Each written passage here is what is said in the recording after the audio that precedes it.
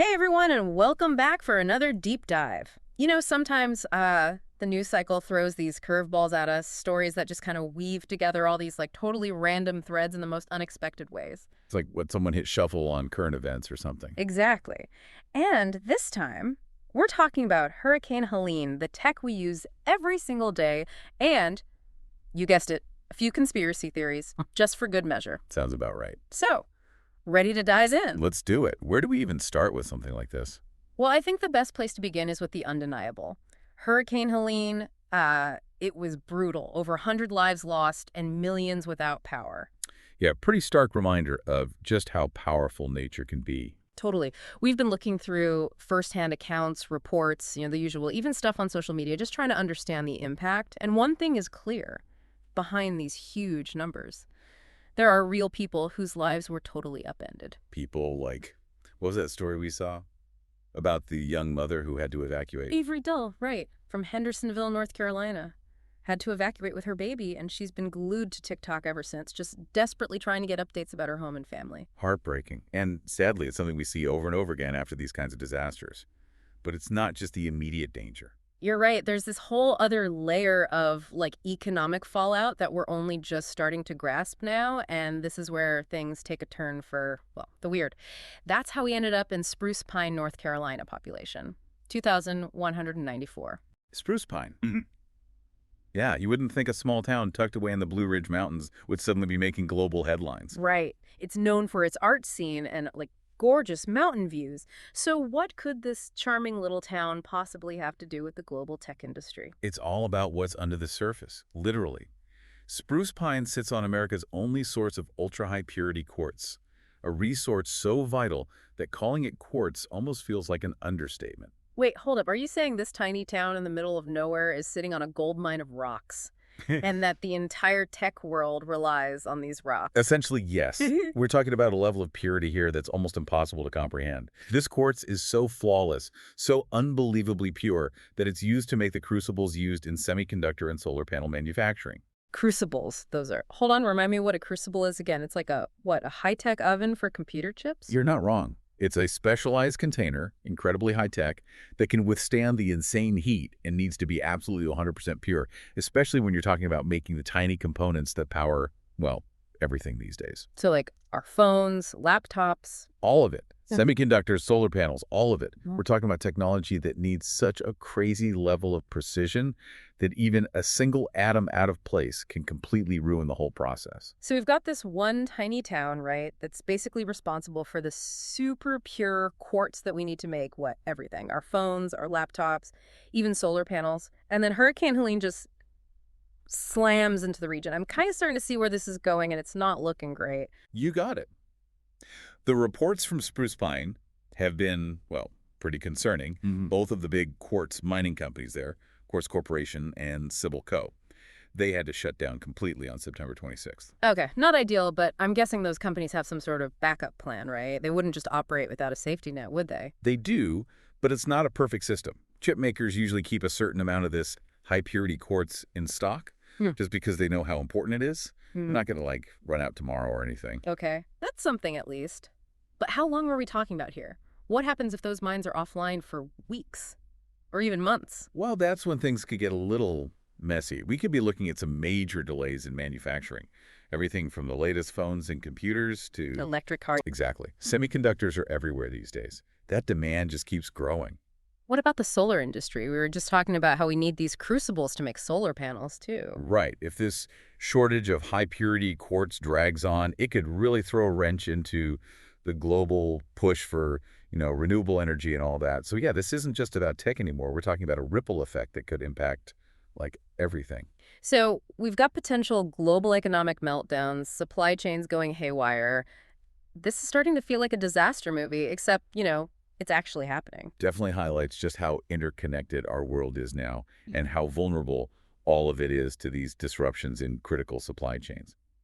But speaking of vulnerabilities, there's another side to this story that we haven't even touched on yet. Yeah. Misinformation. Oh, boy. Here we go. It's unfortunate, but honestly, it's not all that surprising. Anytime you have a disaster this big, something like Hurricane Helene that affects so many people, it creates the perfect breeding ground for all sorts of misinformation to spread. And we're not just talking about, like, harmless rumors either. Yeah. This stuff can have real-life consequences. Absolutely. We've seen some wild theories popping up online, everything from accusations that Biden's administration is withholding aid. Which, by the way, even Republican governors have come out and said is totally false. Right, but it doesn't seem to matter.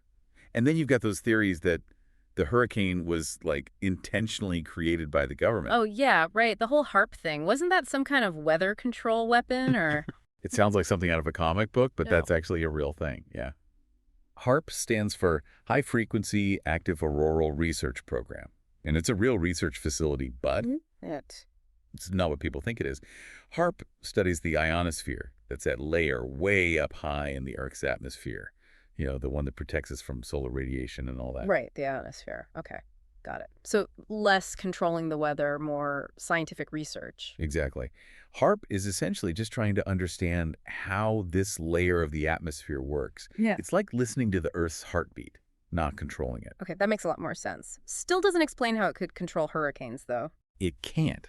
It's like trying to, I don't know, control the tides with a leaf blower. The scales of energy involved are just totally different. Even the director of HAARP, Jessica Matthews, she's gone on record debunking this. And NOAA scientist Howard Diamond, too, he said HAARP had absolutely nothing to do with Hurricane Helene. So we've got the experts saying it's impossible, and yet people are still clinging to this whole the government can control the weather idea. It's weird, right? What is it about these conspiracy theories that's so appealing, even when all the evidence says they're wrong? Good question. Something researchers have been trying to figure out for years, like especially in times of crisis when people are scared and looking for answers. Our brains.